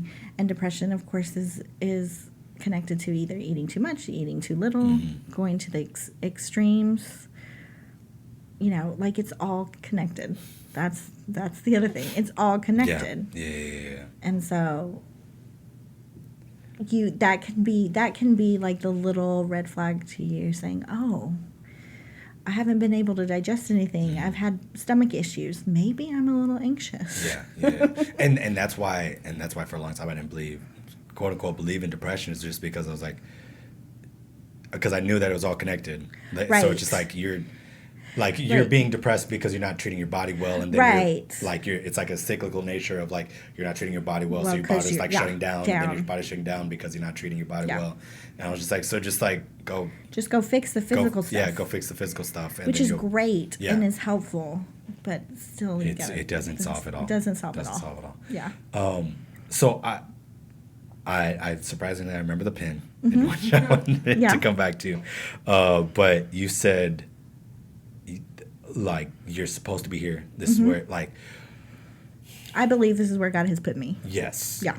So how much of that is rooted in your faith / just like gut feeling? Oh, I think both. I think How much of it is shared between the two? I think a lot of it is shared. Okay. Yeah, I think the majority of it is shared. That's what I would say. Mm-hmm. But I just know that I was put in this place, and sometimes maybe, which is again a kind of a sucky thing, but sometimes it's maybe for me to be constant, for other people to come back to. Mm-hmm. Yeah, I get that. That makes sense. So, and I definitely get that, and because I believe my purpose in life is to make people feel better about themselves, and before I thought that was through food. Now I think it's through education. Yeah. But have you ever felt that maybe, like, how do you combat the feelings if you get these of like, this is where I'm supposed to be, but this, like, for other people, but this might not be where I need to be for me? Oh no, I get restless all the time. Okay. Like a lot of the time. I'm just real restless a lot of the time. I think more of that has to do with my faith than most of anything. But I think I'm continually learning to be content where I'm at. Okay. But I'm not real good at being content. So it's like a continual process. Gotcha. Because it's just not who I am. Like, I'm always let me think this, let me think that. I could do this. But then I think, but I know this is the place. Yeah. And it may not be, it may not be the best place for, I don't know, my social life. But it's the place I'm supposed to be. And I know that I'm doing what I'm supposed to do. Okay. And I don't know. It's just, it's a mixture, but it's mostly, I just know. Yeah. And you know, I feel for that, but I've been kind of in this mental realm of like, I've always been like in the firm belief it's like, we're gonna be all right. Like, we're gonna get there. Like, I've had so many things happen in my life where it's just like life shattering, earth shattering, blah blah blah, whatever, and like, I'm still here. Like, we've made it this far, so like, I'm gonna be all right. But like, it'd be really cool if I was like, good. Mm-hmm. If I was more than content. Right. If I was more than all right. Like, and yes. I've been kind of like battling with this idea of like, am I going to get that here? Right. Am I going to get more if I leave? Am I going to get less when I leave? Yeah. And how do you... I think it has to do with your expectation. And figuring out, okay, what exactly are my expectations? And are they real or not? That's the first thing. Like, are they realistic or not? Because, you know, like 15 years ago, my expectation was, I'm going to find an amazing man who's going to fix all my issues. Yeah. And I may not have to work. I could just do it for fun. Yeah. Yeah? Yeah. Okay. Obviously, totally unrealistic. And now, 10 years later, after I've done marriage counseling, I know that is completely unrealistic, yes. right? Yeah. So, like, that's not an expectation anymore. Yeah. But then, like, sometimes I'm restless because other people's expectations creep in. And not that they're even expectations for me. They're just expectations of society. And they creep in. Yeah. And then I'm like, wait, why am I even concerned? This is not, I don't even care. Yeah. Like, at this point, that doesn't, whatever. Like, I have a house, I have a, you know, whatever. I'm good. Yeah. Like, so sometimes when I decide that I need to compare myself to other people is when my expectations get unrealistic and then I get restless. Usually happens around my birthday. Usually. Because I'm like, what am I doing? I have, like... I got another year out here and I still got... I'm 41 years old. I have no accomplishments. And they're like, you've got to be kidding. Yeah. I'm like, no, I have nothing to say. And they're like, stop it. Yeah. Stop. Yeah. I'm like, but no, really. Yeah. And I mean, that's kind of getting back to something I was saying earlier as far as like societal pressures. Yeah. Of just like, as a man of color, it is not like wildly accepted for you to have emotions. Yeah, for sure.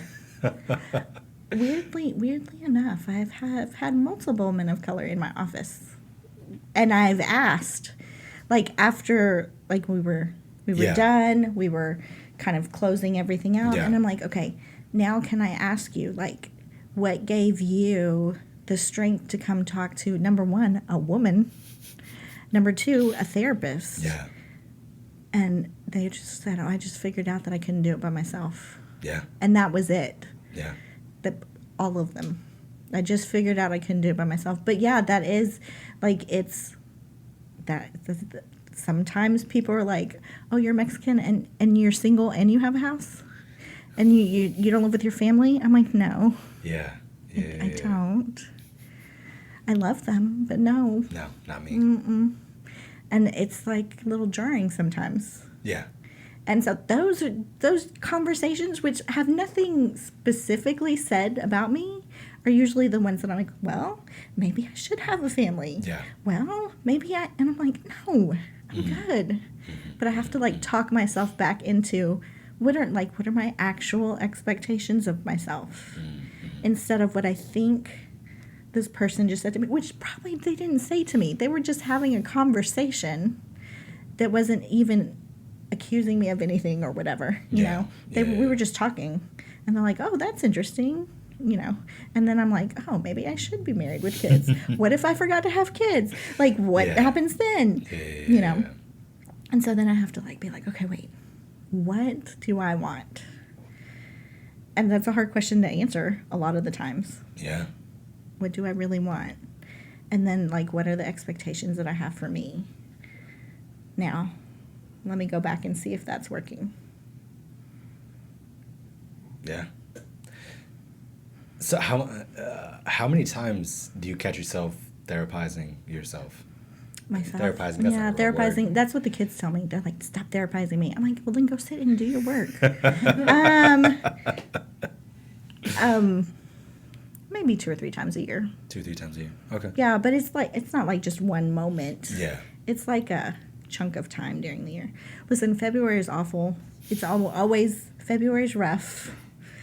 Because I think I have, I know we live in Texas. Yeah. I think I also have some seasonal stuff going on. Yeah. And by February, like, I'm done. I need the sun. Yeah. I feel you. I can never move north of here. Anyway, like closer to the equator would be even better for me. But Gotcha. February's rough. Then usually like sometime the week around my birthday, I'm like, I have nothing. Look at that person. They're like 21 and have 3 Olympic medals. I have nothing. Yeah. You know, like those kinds of things. Yeah. Oh yeah, that's. But comparison is the thief of joy every time. It really is. So, and then sometimes usually around November, the winter's rough.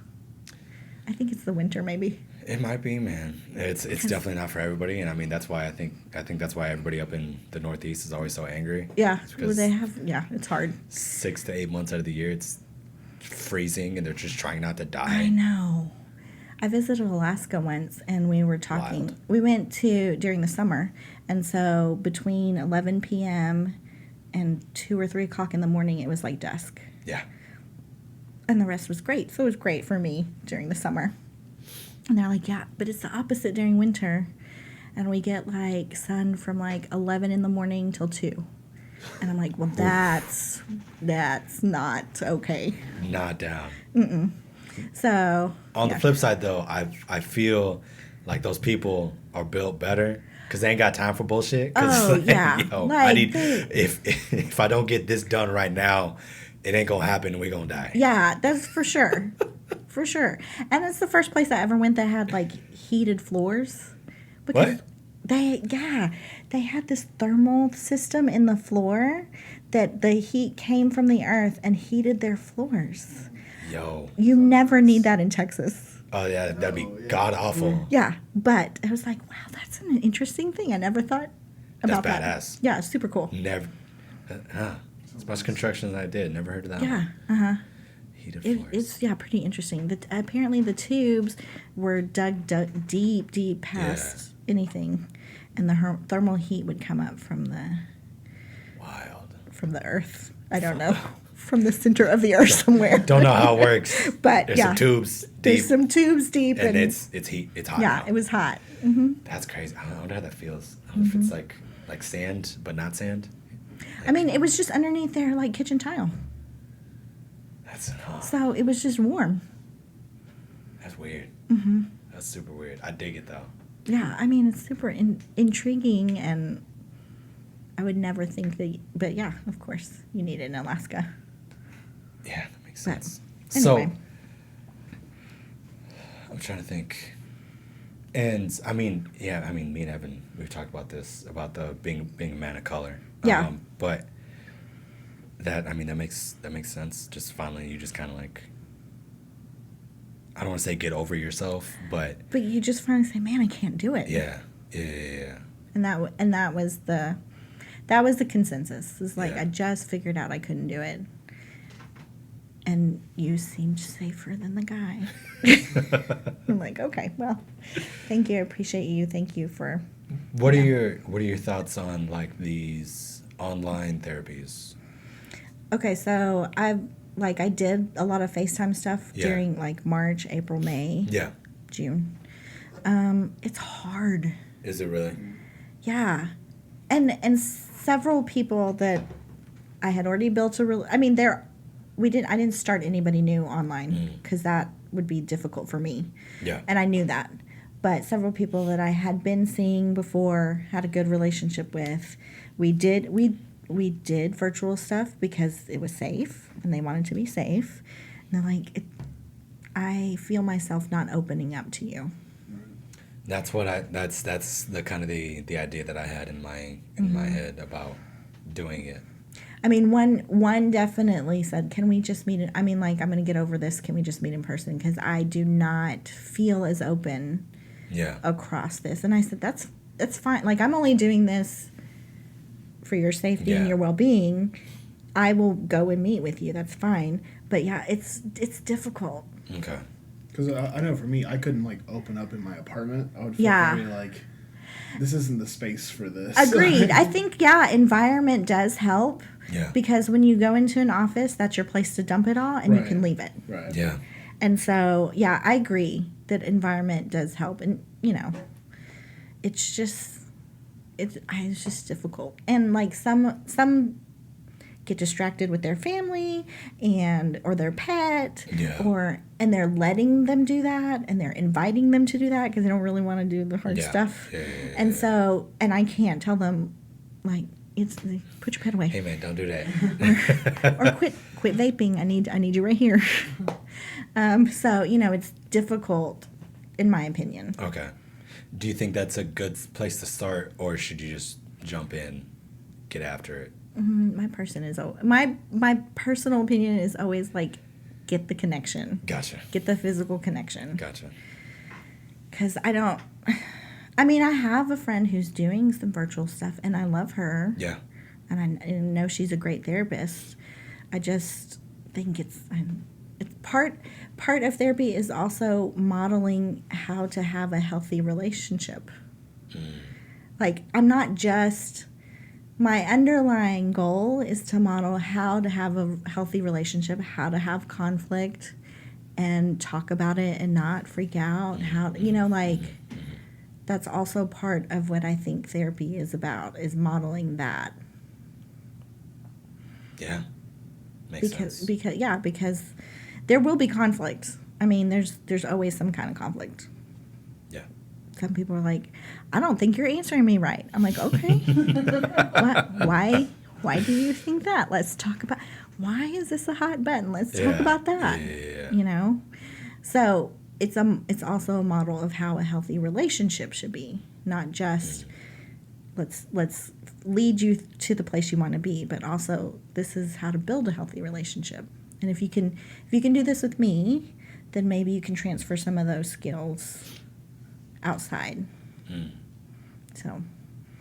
Okay. So with all that being said, how does I didn't know how to do doctors, like normal doctors. Yeah. Like growing up in the military, it was just like you go to the military base, Yeah, you go to the hospital and they base, just set you then up. You just like you walk in like, hey, like my arm's broken. All right, Right. yeah, cool, go. Yeah. So it was an adventure figuring out like how normal, like People, normal yeah. people like set Civilian those worlds. up. Those, yeah. So how does one go about finding a therapist and So getting into that? I would say if you have friends who Yeah. go to therapy, a referral is great. Gotcha. Like, this person is good. If, of course, there has to be someone you trust. Yeah. Otherwise, it's not gonna go well. If not, you can look online and just like there's kind of like a Yelp for therapists. You can go online, you can see what people have said. Yeah. You can look at their specific businesses if they have their own business. They will always tell you, there's always a description of what they do. If you don't know what those words are, ask. Yeah. Come ask. Also, look and see if your insurance covers it, and that's important. Yeah. Some insurances only cover 12 sessions. Well, 12 sessions is not really a lot. Yeah. Like, that's only 3 months if you're going every day. Yeah. I mean, every week. Every week. So, that may help determine that. Like, I do sliding scale. You're going to laugh at this. I do sliding scale therapy. So, I just tell people to pay me what they can afford. Yeah, man. And so some people, which people freak out when they're like, well, what does that mean? Like, that means just like there's two kind of measures that I use, but I'm like, really just I'm because of my ethical belief that everyone should have access to mental health care. Yeah. I want you to pay me what you feel like you can afford. Yeah. And so some people pay me $5, and some people pay me $10, and some people pay me $70, because that's what fits into fits into their family budget.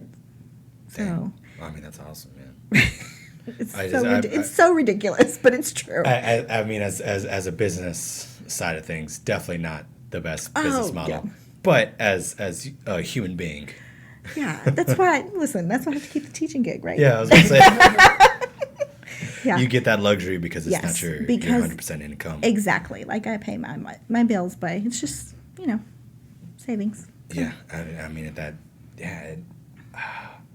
is a I luxury. feel like you could almost be more honest about it, too, then. And I think probably some people feel that way, too. Yeah. But, and you know what? I have people who will start out one pay, and they see me for a while, and they're like, listen, I got a better job, and I really appreciate what you're doing, and they pay me more. So it's totally up to them, and it's fine with me. And I mean, no, man, I dig that. It's just kind of you. It has to be something, though. $5 of course is the minimum, but sometimes I have had people digging in their couch for their $5. I'm like, oh, love, gosh, come on. Yeah. And that's okay. That's fine. Yeah. That's cool though, man. I've thought about that, and I heard about it on one of the podcasts I listened to, and he went to like he was like first trying out therapy, and like one of the first questions he asked, he was like, "What's the rent on this place?" And she was like, "What?" It's like how much do you pay for this? Because if it's X amount of numbers, that means you need to have X amount of patients. Yeah. And that means that you're math. And then you have to keep me as a client, like a perpetual client. Yeah, we do clients. I was like, I don't know what the term would be. So like you have to keep me as a client in order to keep yourself afloat, and then therefore you're not doing therapy to help me. You're doing therapy to keep your job, and that's bullshit. So I'm out. Yeah. That's the other thing I tell people all the time. I'm like, listen, my job is to work myself out of a job. Like, my job is for you to not need me anymore. Yeah. And so when I don't have to do it to pay my bills, it's easier to not have to worry about that income situation. And crazy thing, like my building lets me use it for free. Like, there's a whole word. Yeah. Like, shout out God. Yeah. Because that's the only reason I got that. So anyway. Amen. So bless up.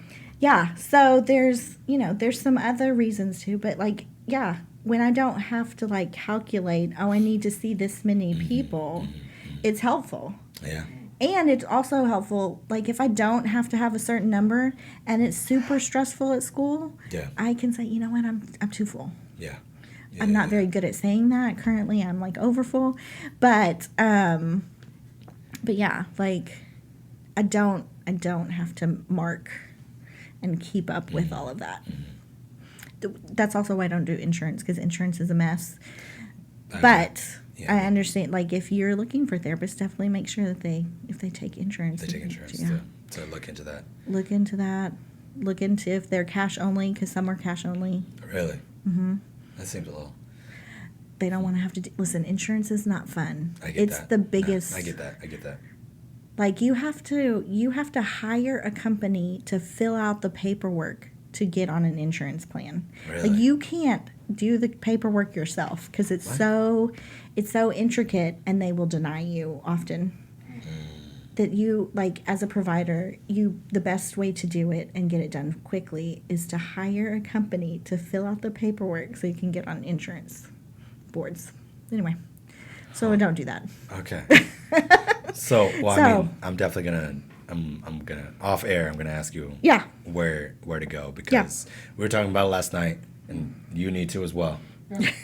We're all talking about We it. cannot point blame. No. Like okay. we were legitimately talking about it last night, and just like me, Evan, and then a couple of other people we hang out with. It's just like we keep saying like we need to go do this, and here we are a year later, like we still need. Damn, all it's right. just the first step. Yeah, that's all. Let's actually go and it's anxiety producing, but it's the first step. Yeah. Once you get over that, it's like, okay, I can do this. Yeah. Well, Evan, you got anything else? No. Well, I greatly appreciate you. Yeah, I told you I being could on talk the show. forever. Yeah, no, I dig it, and I definitely want like more than willing to have you back on again. Oh, at anytime. a different point in time, and just kind of check in. Maybe at the end of the school year, maybe come December, because we didn't even get into any of the current educational struggles that we've been going through. But I mean, me and Evan have definitely talked about it, and I did want to ask you about it, but I don't want to keep you any longer, just because you're dealing with a different level of it than me and Evan are having to deal with. Just because by nature of what you're doing, you have more. I don't want to say more students, but I think I'm at 180. You have personally. more consistent students from class to class. What, consistent, like the like same you have students? like a class of 30 and a class of 30, and then like a class. Give or take, right? As opposed to me and Evan, where it's like we'll have a band of 60, and then we'll have a clarinet 6. class of 5, right? And so you have that different dynamic of like you're it's consistent. You're on is a different level of on than me and Evan. Yeah. But again, I don't want to keep it any longer. Thank you so much for being on the show. Course. Everybody that's been with us all the way to the end. Hope you gained something from it. If you're looking into therapy, either hit up. Well, I mean, you want to plug yourself at any? I know you're saying that you're booked up. I can't take anybody, but I work in Belton. My email is Rhonda Ramirez LPC at gmail.com. Okay, that's the biggest plug I have. She might not be able to help you, but I can send you refer them to somebody that might be able to. But yeah, if you need help, definitely reach out to people. Take care of yourself. Take care of the meat wagon as well as the brain. Yep. And you guys take care. Thank you so much. Yep. Be easy. Peace.